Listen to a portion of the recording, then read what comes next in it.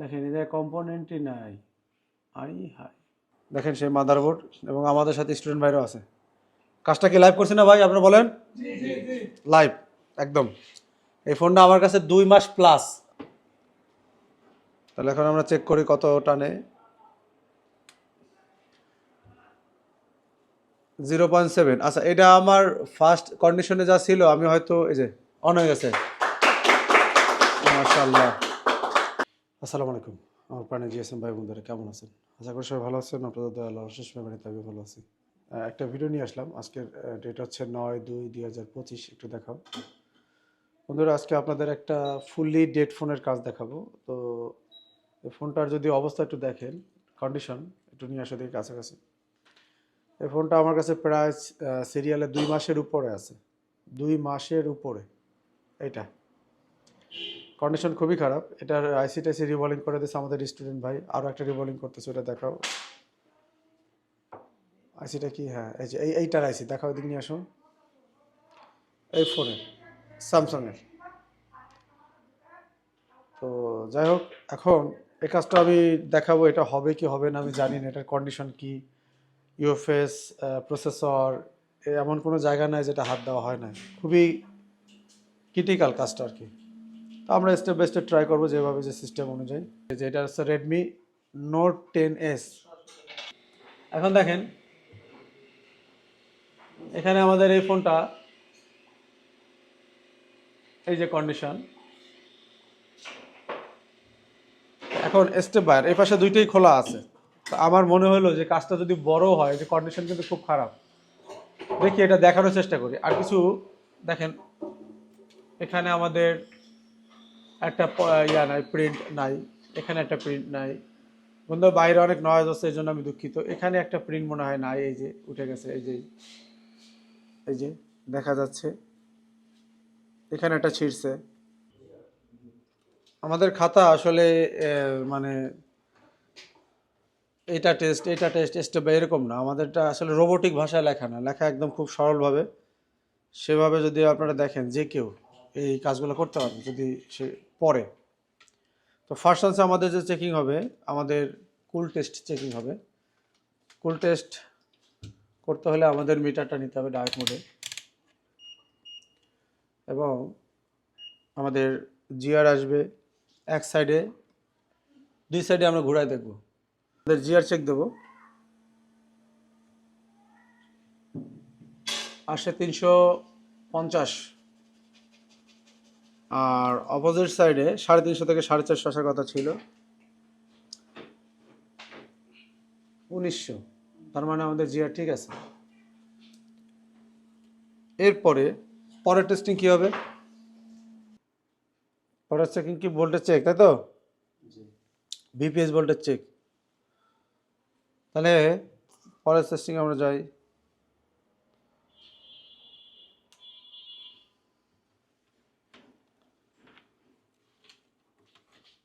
BPS ভোল্টেজটা আমরা check দিই।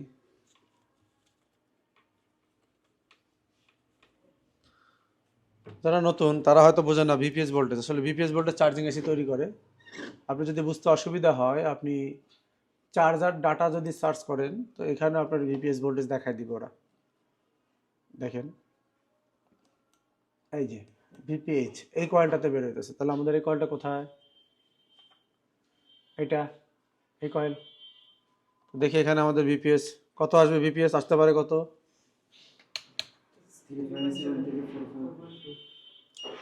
ওকে, পাইছি। তাহলে 4.1 আছে, মানে চার্জিং এসে আমাদের বিপিএস তৈরি করতেছে। পরের টেস্ট কি হবে আমাদের? নো, পরের টেস্ট হবে আমাদের পাওয়ার কির ভোল্টেজ। পাওয়ার কি ভোল্টেজ কোনটা দেখিনি।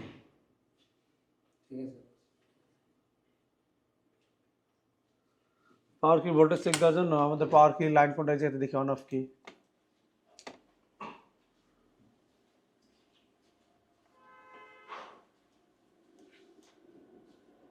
এইটা, তাহলে 1 2 3 নম্বর। 3 নম্বরে ভোল্টেজ আসে কত?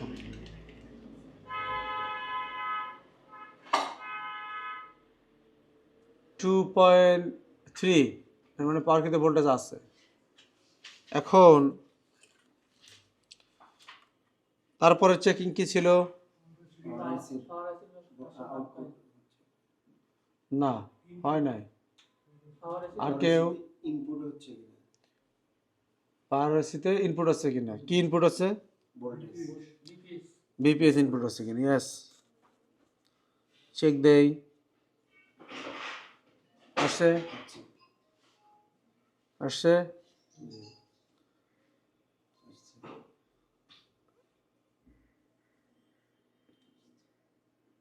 আসছে। তাহলে ইনপুট ঠিক আছে, তাহলে ইনপুট ঠিক আছে। এখন আমাদের কি এরপরে চেক কি হবে? আউটপুট, বাক ভোল্টেজ। চেক দেই বাক ভোল্টেজ তৈরি হচ্ছে কিনা। আসছে, নো, বাক ভোল্টেজ তৈরি হচ্ছে না।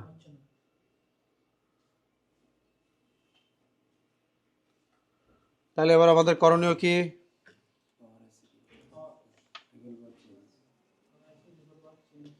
না, সেটা তো আছেই, রিভল আর ইয়া চেঞ্জ। এখন এর কিছু কন্ডিশন হইতে পারে। জিআর চেক করতে হবে, হ্যাঁ, জিআর চেক করতে হইতে পারে। এটা কেন হইতেছে না? হয়তো পাওয়ার এসি খারাপ হইতে পারে। অথবা লাইন মিসিং করতে হবে। হ্যাঁ, পাওয়ার এসি খারাপ হইতে পারে, লাইন মিসিং থাকতে পারে, শর্ট থাকতে পারে, নাকি? বা যেহেতু এটা হিট দেওয়া হয়েছে, বলের সমস্যা হইতে পারে, হইলে অনেক কিছু হইতে পারে, নাকি? কি শোনা? আচ্ছা, তো এখন যে কোনো কিছু হইতে পারে। এর জন্য আমরা একটা কাজ করতে পারি। অ্যাট ফার্স্ট 6359 ভি, 6359 ভি, দেখি আমাদের এখানে আছে কিনা। 6359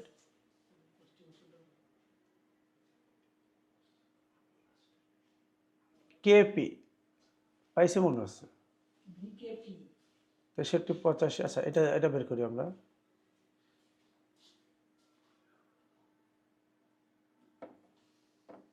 না হলেও আমরা এটা কাজ করতে হবে, সমস্যা নেই। এখন আমরা একটা চেক দিই।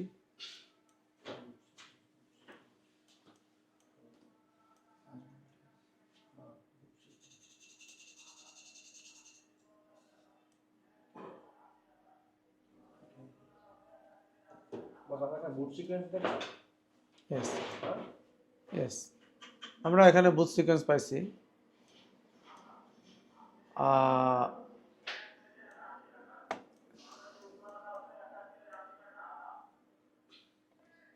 আপনারা যারা আইসির ফল্ট না ইউএমসির ফল্ট, পাওয়ার এসির সমস্যা না চার্জিং এসির সমস্যা, আন্দাজে কাজ করেন, এভাবে কাজ করা আসলে দিন শেষ।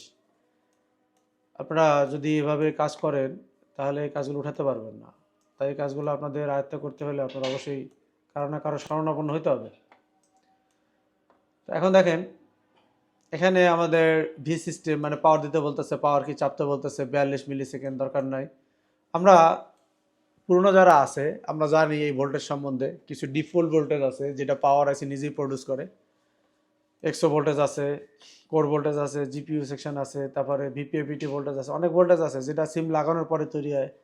বিএস অন আছে, যে আমরা বিএস2 দেখতে পারতাছি না, এর মানে আছে এক্সট্রা বাক কনভার্টার আইসি থাকতে পারে। তো সেটাও আমাদের এখানে হয়তো থাকতে পারে অনেক। আমাদের প্রথমে পাওয়ার আইসিটা রেডি করতে হবে, ফার্স্ট রেডি করতে হবে পাওয়ার আইসি। তো পাওয়ার এসি রেডি করার জন্য আমরা ফার্স্ট যে ভোল্টেজটা চেক দিতে পারি সেটা হচ্ছে ভোল্টেজ রেফারেন্স। তো ভোল্টেজ রেফারেন্সে যাতে আমরা কপি করে নিতে পারি, কপি করে নিয়ে এটার কয়েকটা সিস্টেম আছে ভোল্টেজ চেক দেওয়ার। আপনি ইন আউট ভোল্টেজে যা চেক দিতে পারেন। হ্যাঁ, অনেক সিস্টেম আমরা শেখাই দিই স্টুডেন্টদের। লেআউট, এটা খুবই ভালো কথা যে লেআউট স্কিমেটিক দুইটাই আছে। লেআউট স্কিমেটিক থাকলে আসলে আমাদের কোনো সমস্যায় মনে হয় না। এখান থেকে আমরা দেখতে পারি, বা আমরা ভিড ম্যাপেতেও যাই দেখতে পারি L12 পিনেতে আউট হচ্ছে। আচ্ছা, তো ক্যাপাসিটরটার লোকেশন কপি করি, করে এখানে মারি, এই যে আসছে। তাহলে দেখা গেল আমাদের পাওয়ার এসিটা ঠিক উপরের দিকে। কোথায়? এইটা এইটা এখানে আমাদের ভোল্টেজ আসার কথা, যদি এখানে লেখা নাই রেফারেন্স ভোল্টেজ কত হবে, এটা আমাদের খাতায় লেখা আছে, মনে আছে কারো? ইয়েস, রেফারেন্স ভোল্টেজ 1.2 হবে। চেক দেওয়ার আগে আমরা শর্ট আছে কিনা সেটাও দেখতে পারি, এক্সটেন্সে দুইটাই হয়ে যাবে।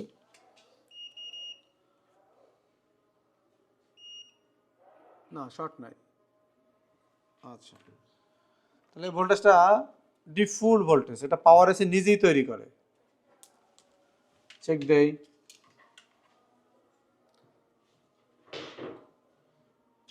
ভোল্টেজ পাইছি আমরা নাকি? 1.2 পাইছি। ওকে,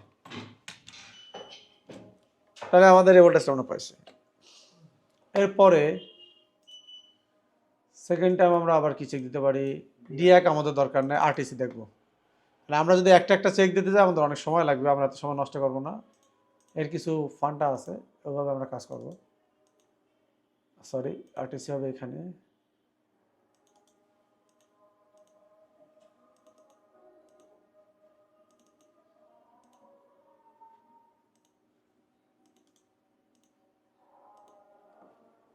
আরটিসি L13 থেকে বের হইতেছে। তো এখান থেকে আমরা একটা রেজিস্টার নিতে পারি, এই ক্যাপটাও নিতে পারি। ক্যাপটা নিই, ক্যাপটা নেওয়ার পরে পেস্ট দিলে আমরা দেখতে পাইতেছি উপরেরটা কোনটা, এটা না,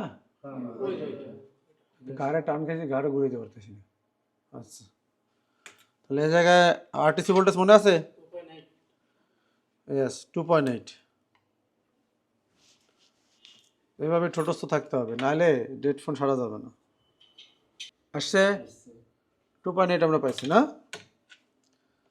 ওকে, এরপরে কোর ভোল্টেজটা আমরা চেক দিতে পারি। ও VS2 VS1 এই আইসি প্রডিউস করতেছে, তাহলে আলাদা এক্সট্রা বাগ নাই, এই যে VS2 আছে VS1 আছে। তো কোর ভোল্টেজটা আমরা একটু দেখি।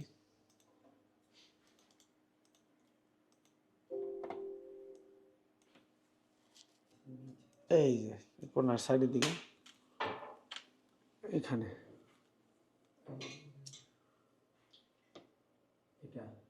এটা এটা চেক দেই।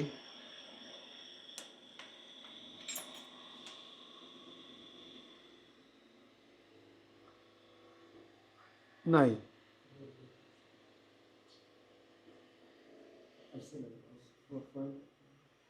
আবার দেখি। চার্জারটা ইন করে দেবেন, নেন আসেন। এটা কিছু সময় পরে বের হয় তো, তৈরি টিকারিং করে। আগে না, আগে না, দাঁড়ান দাঁড়ান, আগে না, দেন।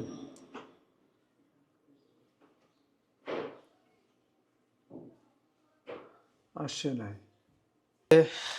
এই জায়গায় আমরা একটু চেক দেই। শর্ট টট নাই তো আবার?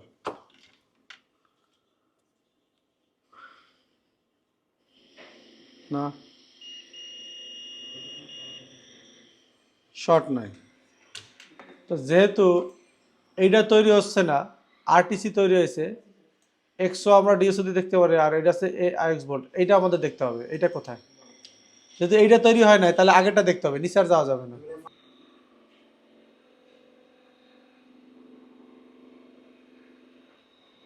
আচ্ছা, এটা ভোল্টেজ আসতে ফ্ল্যাকচুয়েট করতেছে না? আচ্ছা, নো, এরকম কন্ডিশনে যদি হয় যে ভোল্টেজ ফ্ল্যাকচুয়েট করতেছে, তাহলে কি করবেন? আমাদের আরটিসি পর্যন্ত আমরা ঠিক পাইছি নাকি? পরের যে ভোল্টেজগুলো বের করবে সেই ভোল্টেজগুলো সমস্যা। এরকম সিচুয়েশনে আমরা প্রত্যেকটা কয়েলের জিআর দেখবো আগে ডায়োড মোডে।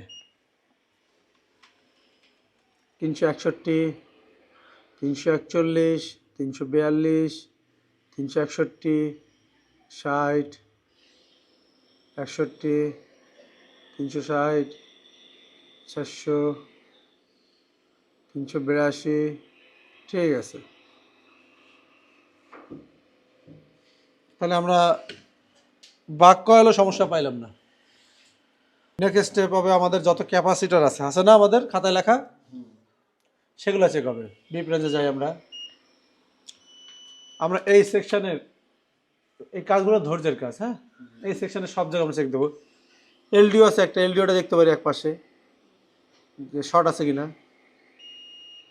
এলডিও প্রচুর শর্ট হয়। এখানে দেখতে পাচ্ছি একটা পার্টস একটু মাথা কালো ছিল, এই যে আমার সন্দেহ হয়েছে, এটি দেখলাম না, সরি এখানে লাগছে এই সময় টাচ। হ্যাঁ হ্যাঁ, ওই ঠিক আছে।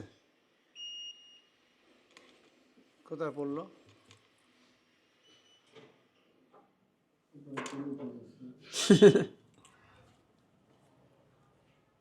প্রেশারে ওই ঠিক আছে। আচ্ছা, জায়গাটা কালো হয়েছিল।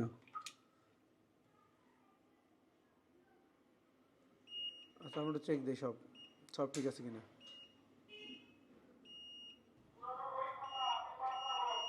খেয়াল করেন, এই জায়গাটা ক্যাপাসিটি আমরা শর্ট পাচ্ছি, রেজিস্টারটা গ্রাউন্ড পাচ্ছি।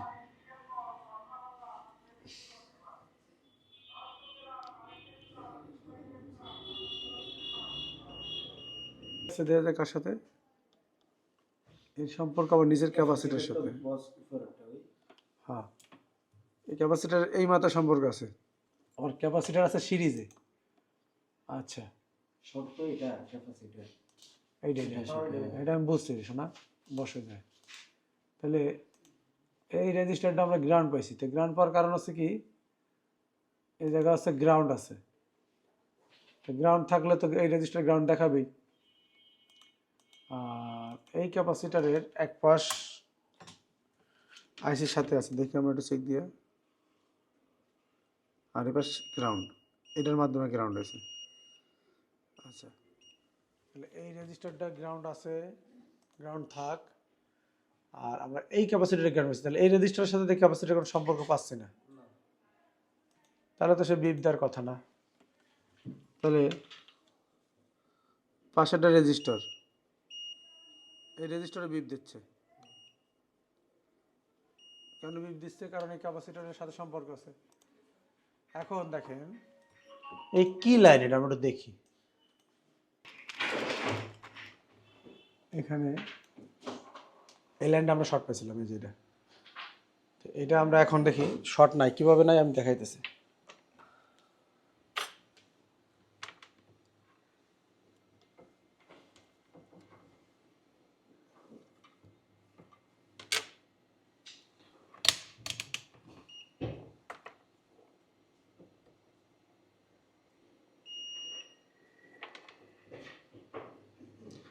এই যে এখন আর শর্ট নাই, বিপ দিচ্ছে না। এই পাশে বিপ দিচ্ছে, এই পাশে বিপ দিচ্ছে না। কিভাবে? আমরা দেখলাম যে র্যাবনটা খুললে শর্টটা চলে যেতেছে, তো র্যাবনটা খোলার পরে যদি শর্ট যাইতেছে, তখন আমরা দেখলাম এই লাইনটা কোথায় আছে, দেখা গেলো এই কম্পোনেন্টের সাথে সংযোগ। তো এটা থাকলে সমস্যা কি না থাকলে সমস্যা, এটা নিয়ে পরে আলোচনা করা যাবে। এখন আমরা আছে টেস্টিংয়ের জন্য, টেস্টিংয়ের সময় কোনো ঝামেলা যেন না আসে, তারই সরাই দিতে হবে। বন্ধুরা, যেহেতু পাওয়ার আইসির পাশে আমরা শর্ট পেয়েছি, তাই আমরা পাওয়ার আইসিটা খুলে ফেলছি। এটাও যেহেতু হিট করা হয়েছে এবং আমরা কিছুটা ফল্ট পেয়েছি এর ভিতরে। দেখেন, শর্টের কারণে মেবি এখানের এই প্রিন্টটা পুড়ে গেছে। এখন খেয়াল করে দেখেন, এই যে প্রিন্টটা এখানে কিন্তু ড্যামেজ হয়ে আছে। তো আমরা এটাকে রিপেয়ার করব। তো আমরা ভিডিওটা ছোট করার চেষ্টা করতেছি, ভিডিওটা ফুল মনোযোগ দিয়ে দেখেন। এখানে আমরা সুন্দর করে রিবলিং করে পাওয়ার আইসিটা সুন্দর করে আমরা আবার বসিয়ে দেব। এখন আমাদের শর্ট নাই, কারণ আমরা চার্জারে লাগাই যেতে বারবার চেক দিই, এটা খুবই ইম্পর্টেন্ট।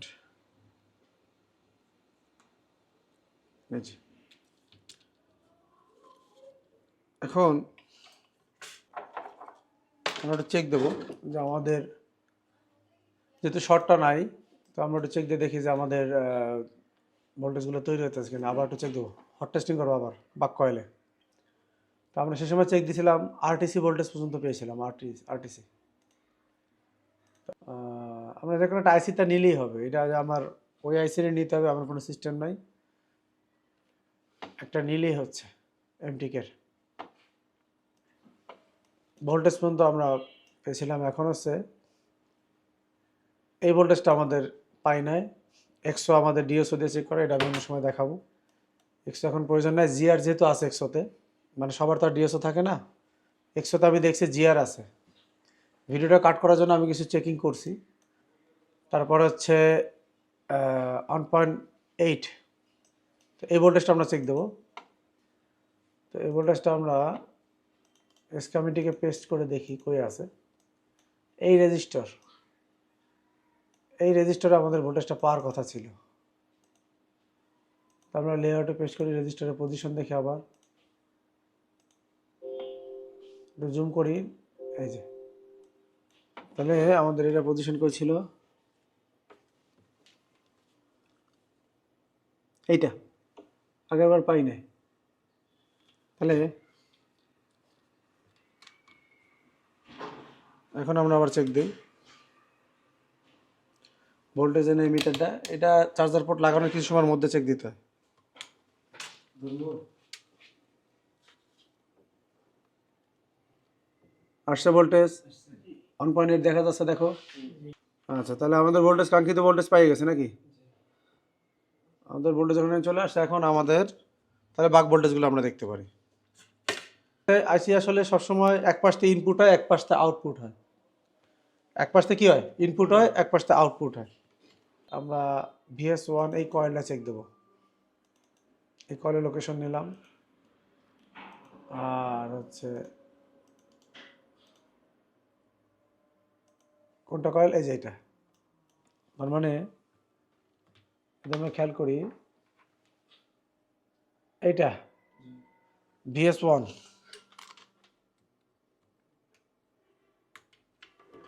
আবার চেক দেই,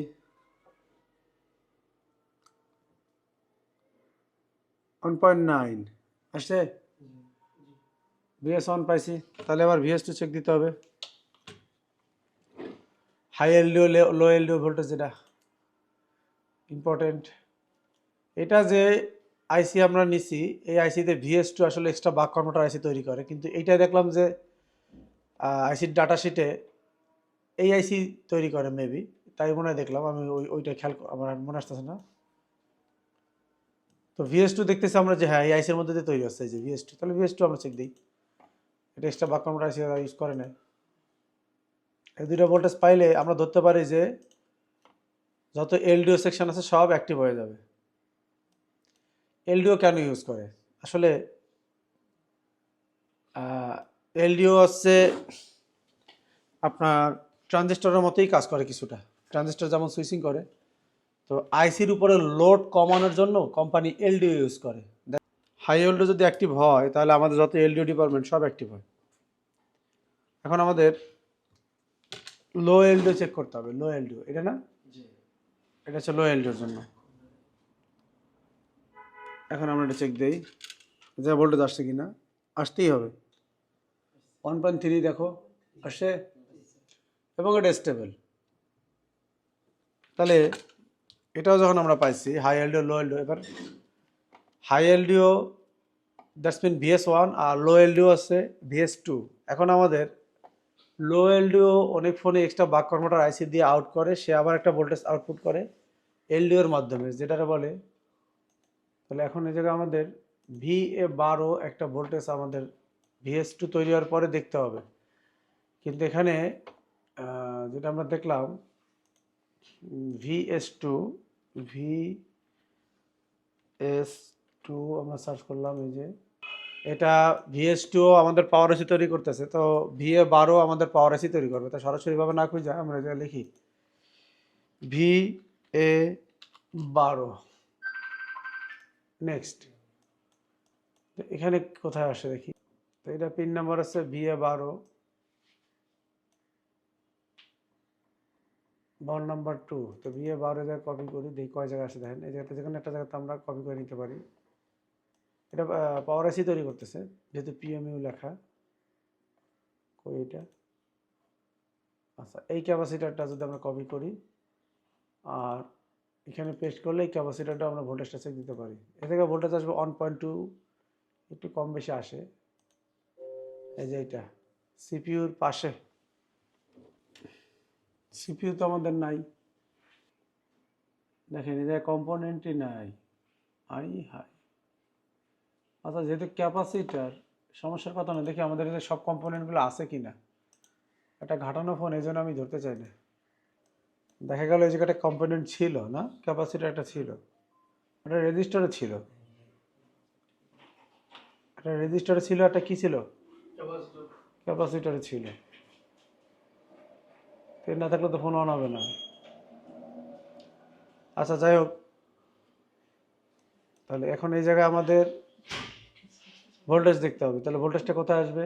ভোল্টেজটা আসবে আমাদের হিসাব অনুযায়ী এইটার উপরে, এইটার এই যে এই জায়গায় নাকি এই জায়গা, এই দুই জায়গার মধ্যে আসবে, এইটা এবং এই দুই জায়গা। VA12 এই ক্যাপাসিটার এই জায়গায়।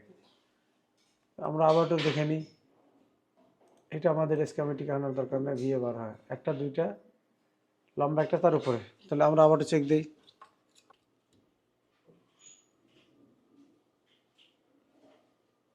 আসছে 1.18 মানে 1.2 এর আশেপাশেই আসবে VA12। যদি এই VA12 চলে আসে, আপনারা যখন হেডফোন পরবেন তখন বুঝবেন যে আমাদের আর কোনো টেনশন নাই।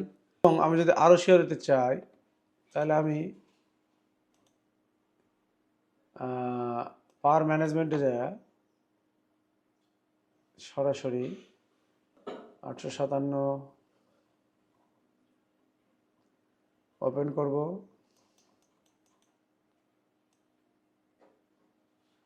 তো 100% শিওর হতে চাই। এই ভোল্টেজগুলো তো ইম্পর্টেন্ট। আমি রিসিট বি কপি করলাম, কপি করে স্কিমেটিকে পেস্ট দেওয়ার পরে নেক্সট দিলাম। E3 6359 কত নম্বর বল থেকে বেরোচ্ছে? E3। আচ্ছা, তাহলে আমাদের ভিড ম্যাপ লাগবে। তাহলে আবার আমরা পাওয়ার এসির ভিতরে E3 বলটা খুঁজবো। E3 শো প্যাড E3, এই যে E3, এর উপরে ক্লিক দিলাম, দেখি কোনো কম্পোনেন্ট আছে কিনা সাথে। কোনো কম্পোনেন্ট আমরা পাচ্ছি কিনা, এই যে নিচে এইখানে আমরা চেক দিতে পারি। দুটো হচ্ছে কোথায় দেখি, তার উপরে একটা কম্পোনেন্ট, এই যে জায়গায়, এই জায়গায়, এইটা দেখি। এই জায়গায় 1.8, 1.5 থেকে 1.8 এর মধ্যে আসবে। 1.8ই বেশি পাই আমরা। 1.7, 1.8 আসবে, আসছে এবং স্টেবল 1.7। ওকে, তাহলে বন্ধুরা আমরা এই জায়গায় আমাদের আগে পাওয়ার ম্যানেজমেন্ট ঠিক করে নিলাম। এখন সেকেন্ড কাজ হচ্ছে আমাদের সিপিইউটা এই জায়গায় লাগানো। সিপিইউটা লাগানোর পরে আমাদের তারপরে কাজ হচ্ছে পোর্ট ইনশিওর করা, আগে পোর্ট আসতে হবে। এই জায়গায় আমরা আইসির বলটা করে নিলাম সময় বাঁচানোর জন্য। বন্ধুরা আমরা এখন আইসিটা লাগিয়ে আমাদের পোর্টটা ইনশিওর করতে হবে। আমাদের পোর্ট পাবে এখানে মিডিয়াটেক ইউএসবি কম পোর্ট পাবে। এই যে উপরে দাগ আছে, সাইডে দাগ আছে, আর এই পাশে দাগ, শুধু এইটারে ইনশিওর করে লাগাইতে হবে। পোর্ট পাওয়ার পরে আমরা ধরে নিতে পারি আমাদের পাওয়ার এসি এবং সিপিইউ এসিটা প্রপার কাজ করতেছে। তারপর আমাদের ইউএফএসটা লাগাতে হবে। ইউএফএসের এখানের অবস্থা খুবই খারাপ, আপনারা দেখতে পাইছেন। আইসির পানিটা যখন ছেড়ে দেবে তার কিছু সময় পরে খোঁচা দিতে হবে। হালকা একটা খোঁচা দেওয়া লাগবে।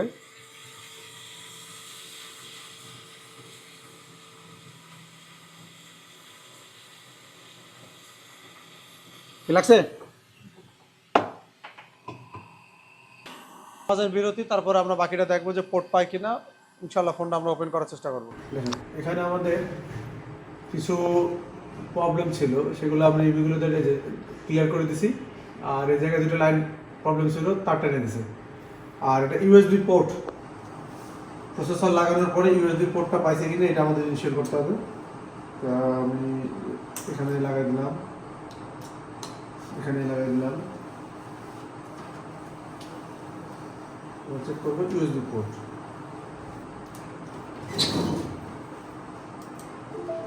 এই যে আমাদের ইউএসবি পোর্টে শব্দ হয়েছে, আমাদের মিডিয়াটেক প্রসেসর এটা শো করবে।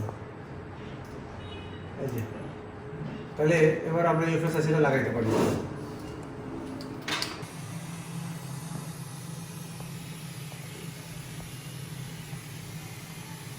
বন্ধুরা, আমার TR-1300-তে 350 হিটে রেখে আমরা এই আইসিটা বসানোর চেষ্টা করতেছি। এটা আমরা বেশি নাড়ানাড়ি করবো না, কারণ নিচের প্রিন্টের অবস্থা খুবই খারাপ। আশা করি ফোনটা আমাদের ওপেন হবে ইনশাআল্লাহ। এদিকে নিয়ে আসো। এখানে আমরা এমএমসির কি অবস্থা ছিল দেখছেন।